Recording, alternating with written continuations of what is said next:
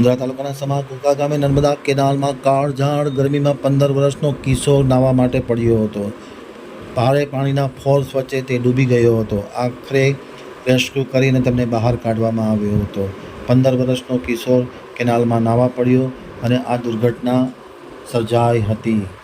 હજુ મુંદ્રા આમતક ન્યૂઝ બ્યુરોનો એક વિસ્તૃત અહેવાલ. મુંદ્રાના સમાઘોઘા કેનાલમાં 15 વર્ષનો યુવક ડૂબી જતાં ભારે અફડાતફડી મચી જવા પામી છે. કાળઝાળ ગરમીમાં નાહવા માટે આ 15 વર્ષનો કિશોર કેનાલમાં પડ્યો હોય પાણીના ફોર્સના કારણે તે તણાઈ જઈ અને ડૂબી ગયો હતો. કેનાલમાં મૃતદેહને શોધવા માટે ફાયર વિભાગ સાથે SDRFની ટીમ પણ મદદ લેવામાં આવી હતી. ભારે જહેમત બાદ આ કિશોરનો મૃતદેહ બહાર કાઢવામાં આવ્યો હતો અને પોસ્ટમોર્ટમ માટે સરકારી હોસ્પિટલમાં મોકલી આપવામાં આવેલ છે.